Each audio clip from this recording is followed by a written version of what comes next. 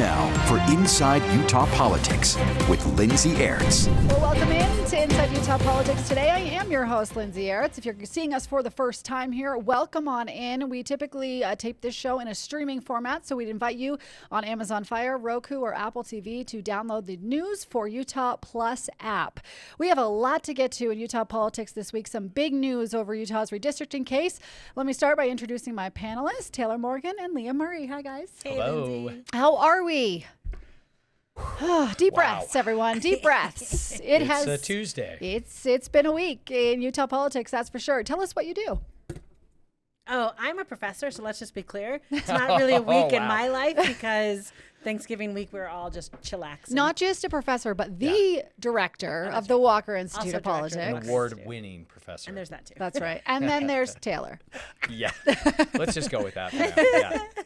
partner at Morgan May Public Affairs. They're a consulting and lobbying firm. Thank Okay, let's dive right in. The news of the week is the fact that the Utah legislature, the majority, I should say, in the legislature, has come out now and kind of unveiled their plans for us on how they want to try to overturn this redistricting ruling in some capacity.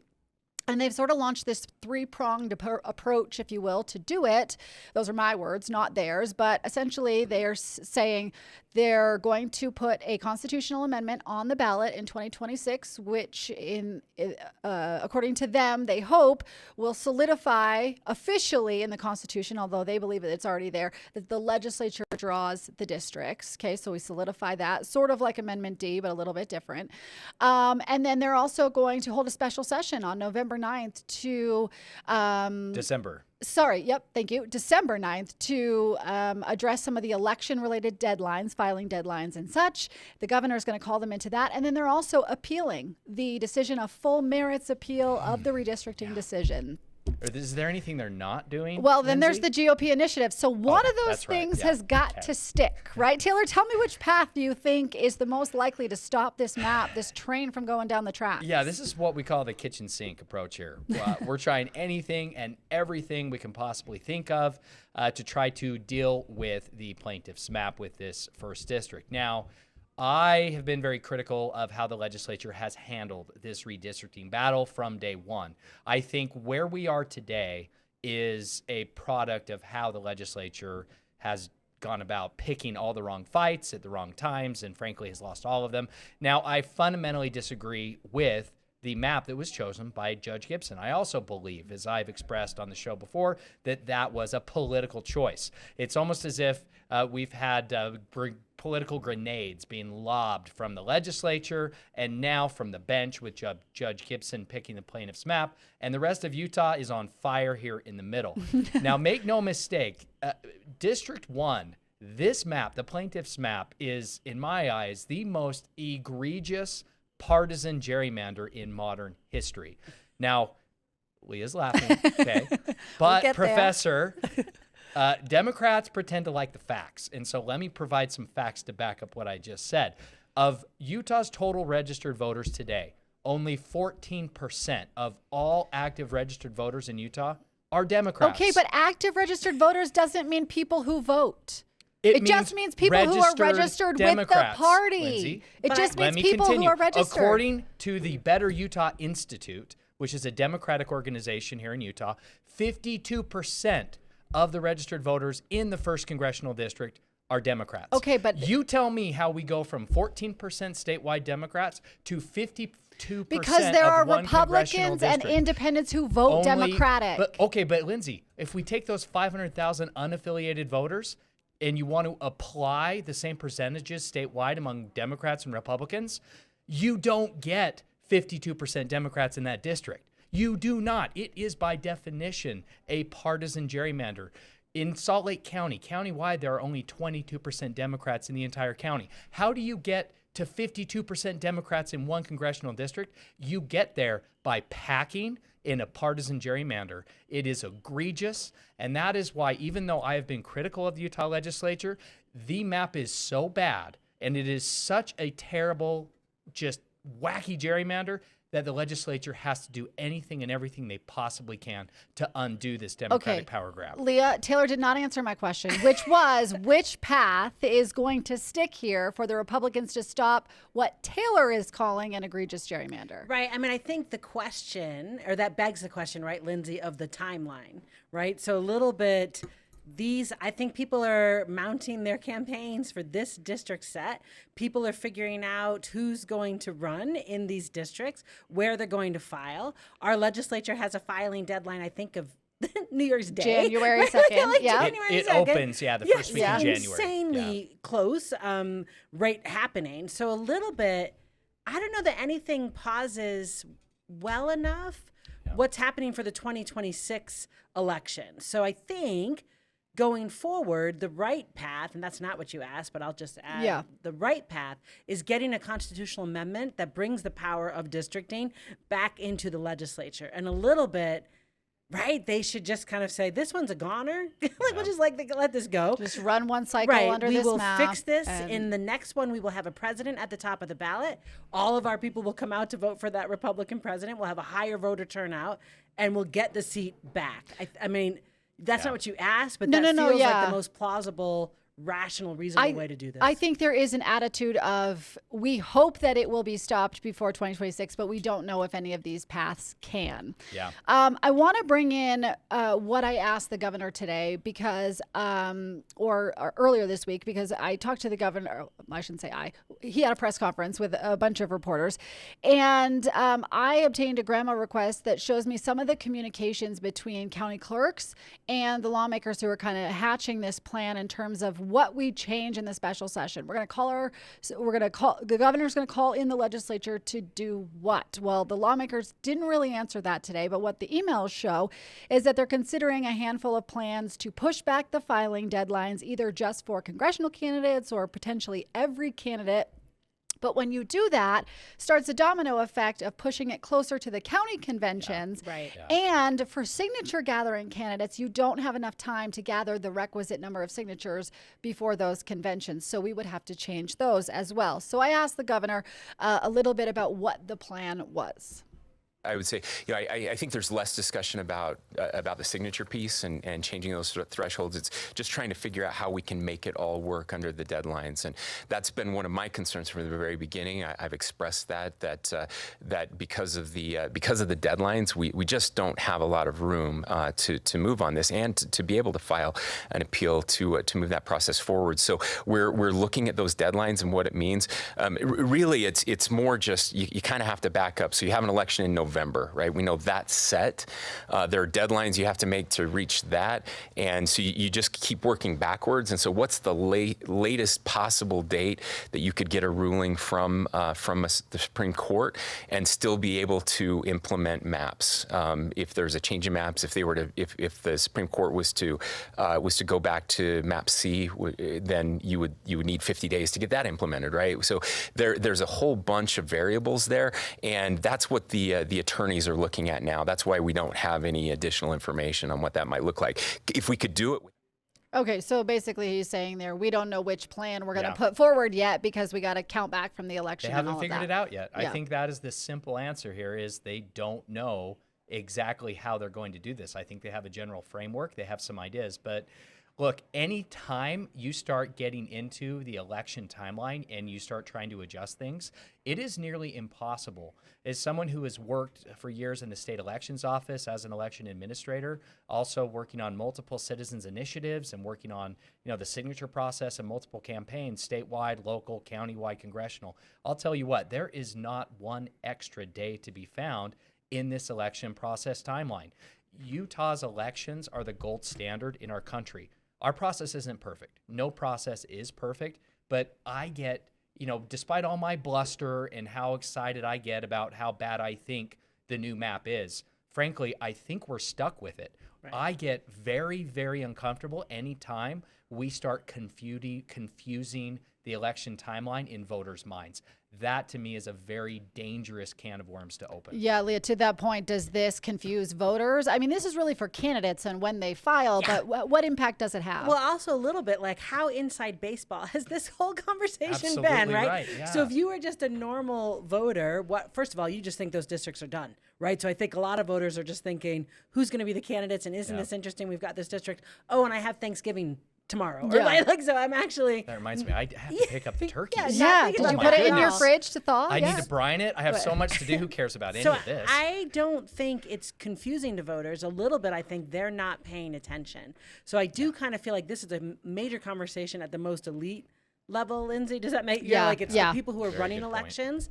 But I also think, man, did the judge do a good job of backing the legislature right into a corner, and this explains why she took so long. Okay, I want to touch on that a little bit when we come back. I also want to touch on this appeal that the Utah legislature is saying they're going to do an appeal on the full merits, not just a request for an emergency stay on the ruling, but a full appeal of this case. I want to talk about the implications of that from a Supreme Court that has already ruled against the legislature 5-0 when it comes to initiatives. We have a new Chief Justice. We may have a new Chief Justice, and we have a new Supreme Court Justice as well with John So Nielsen. that's 3-2.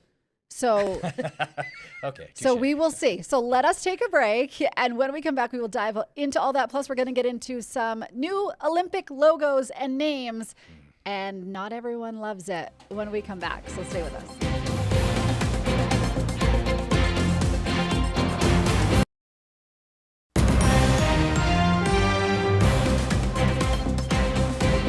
Well, welcome back. Today I'm joined by my political analyst, Taylor Morgan, representing the Republican side, and Leah Murray, representing the Democrat side. Is that not accurate? Why are you both giving me faces? No, I'm we'll laughing talk at through it. Taylor being offended that you called him a Republican. Okay, well, Made my whole day. let's pull out the cards, I wasn't guys. offended. I was honored. I was flattered, so humbled Check and the honored voter to registration be the status. good guys, to represent the right side Okay. of things here. Well, you're here today either way because we had some big news this week in Utah politics, and that is the legislature's plans for how they plan to try to stop the recent redistricting ruling that creates a really safe Democratic seat in Utah. Obviously, they're not happy about the ruling. They're not happy about the process. So now they plan to appeal on not just the ruling, but the merits of this case, basically saying that they don't think that them overturning Prop 4 is even a problem. Guys, what do you make of that? Because the Supreme Court has really already weighed in here and said the legislature cannot overturn initiatives unless they have a compelling government interest. So what argument did they use to say, no, we think we can do this? 5-0 Supreme Court, you're wrong. Yeah, I mean, like, this is a conversation I think we've had for a while, Lindsay and Taylor. And being someone who grew up in a state that did not have initiatives, I think I was the one who was like, and this is the problem, right? So the reason why direct democracy presents such an issue is that you feel like, how do I say, legislative moves are never the last move. So the legislature is absolutely right. Policy evolves. Law changes, right? They've got to be able to adapt. And if we read initiatives as being like, on a stone tablet. They call it a super law. Yeah, because right? like that is not just not going to work. So a little bit, this to me begs the whole question around whether initiatives are even a good way of doing governance. But I do want to push back a little bit, Taylor, on Leah and just say that they can change initiatives. They just can't impair the will of the voters. So if it's going to bankrupt the government or it violates the Constitution, that can be changed. They just have to have a compelling government reason. Well, I think, and again, I don't want to get too far off the rails here politically, but if we look at the intent of the Prop 4, ballot measure and Better Boundaries, the organization behind it, what was the intent there? What was it that voters voted for? Voters voted for a fair redistricting process. Voters voted for an opportunity to have a say in who represents them in the legislature, on the school board, and in Congress. That is how Prop 4 was sold. What we have today, frankly, is the exact opposite of that. This ruling by Judge Gibson, her choice of the plaintiff's map, gives Utah 4 completely non-competitive congressional districts.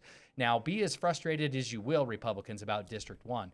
I believe just as big of a problem is the fact that we now have 3 R+50 congressional districts. We have non-competitive congressional districts in Utah, and in those district, candidates are going to message to the extremes, to the fringes in both parties, and the rest of us in the middle, we are going to be ignored because of Judge Gibson. Right. I think all of that is true. Like, I agree with you. And I would also like to say, but I'm not sure the intent wasn't like getting a Democrat to Congress. Well, let's be honest. Based on who their funders are, where their money comes from, right, it was always a Democratic power grab. The whole goal was to get Ben McAdams elected to Congress. The irony is now that district is way too progressive for Ben to win. Right. My thing is, I think for years, people felt like there was a power grab in the other direction, right? When I first got here, Jim Matheson was a Congress member. He was a Democrat. He had a seat that was very conservative Democrat. Whatever, but he was still a Democrat, and he had a seat that was pretty much around where all the Democrats in the state kind of live, and it felt like a gerrymander to take that away, right? Like when they cracked the Democrats. So a little bit, I'm not sure I agree that the intent was competitive or fair. I think the intent was, let's go back to our 1990s district map. Let's have a Democrat go. We feel like we've got about a quarter of the state are Democrats, whatever numbers we're talking about. I think what I was trying to say is that they sold it. How they sold it, right? How the sponsor sold Prop 4 was saying fair maps and a fair process. Well, right? I think brought that is this... what they told voters. I don't think they were honest about Okay, but I brought this question up to the governor this week, and I'll pose the same one to you while we take a look at the weather. I mean, it's like what is the remedy supposed to be if the legislature draws a new remedial map, which they were ordered to do by the court, and the court then deems they violated Prop 4 yet again? Does she supposed to just kick it back to them forever, never, never? They could forever violate Prop 4. Yeah. We would never have a map. Like, what good is having a judicial branch if there's no remedy for when you break the law? Obviously, that is the role of the judicial branch here. And unfortunately, we have an activist judge who has abandoned the role of the judiciary to play politics in a political response to the legislature. It is not the role. I believe the role of the judiciary is to check politicians, the legislature, not act like politicians. Now, I believe Map C, the map the legislature drew, did adhere to the original guidelines of Prop 4. Now, part of the problem is the sponsors of Proposition 4 left their guidelines so vague, so open to legal interpretation. They did so intentionally to try to set up litigation over every map drawing process. That's not honest and that's not fair. Leah, you were smirking at something Taylor said in there. What was it? It could have been anything. Yeah, could have been like, what was it? Treatise. First of all, I'm not sure, how do I say, when the legislature is operating in bad faith, which is what I think people think happened with Map C, what I think people think happened with them kind of not really abiding what the intent of Prop 4 was, when they basically said, here's the exact same map we've had for 10 years. After in 2018, we passed a proposition asking for better map drawing, right? They did a whole commission. They went up and down the state. They asked people, and the legislature was like, thanks, no thanks. So let's not forget the Prop 4 sponsors celebrated the compromise they passed in the legislature, SB 200. No, but they knew they were going to get overturned anyways, so they had to. But all that's fair. But I'm saying from a regular voter, right? It doesn't look like they paid attention. Doesn't look like they listened. Then you've got a legislature kind of playing fast and loose a little bit with their relationship with the judiciary, trying to change how we're picking the chief justice. I mean, all that. Again, it's all operating. You're right. Not in a vacuum, right? Like, you're this right. conversation going back and forth. So whether she's activist or not, a little bit she is doing exactly what Lindsay says she should do, which is the judiciary smacking the legislature on the wrist for not operating in what anyone thinks is good faith. I think that's totally fair. I think you're right. And this is when I talk about the legislature having picked all the wrong battles at the wrong times and having lost all of them. We're saying exactly the same thing. I'm doing my best to try to defend kind of the Republican side of the equation here, but clearly we painted ourselves into this corner on our own, no doubt about it. Okay, there's so much more to talk about with redistricting, but I want to move to another topic before we go to break, and that is the potential for Governor Cox to, he says he's writing a book.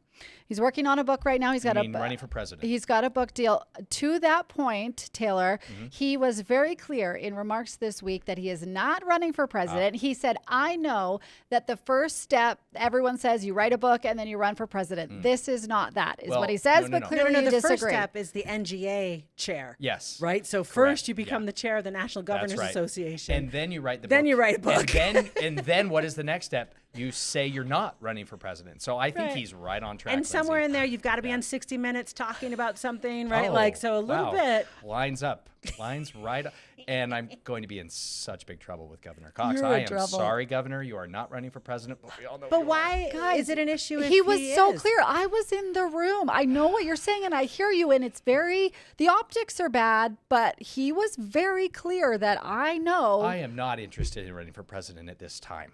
at this time. He didn't say at this time. I'm He said, focused I'm on not. my book And deal. he even said, if someone asked me to, I would deny, I would not do it. I will not be the nominee. He's got to figure out a better freaking logo for the Olympics if he's going to run for president. Let me put it that way. Okay, let's pause there because we are going to get into the Olympics in a minute. We've got to take a break. But yes, a new Olympic logo and name was unveiled this week, and people have feelings. It's terrible. We're going to talk about that when we come back. Stay with us.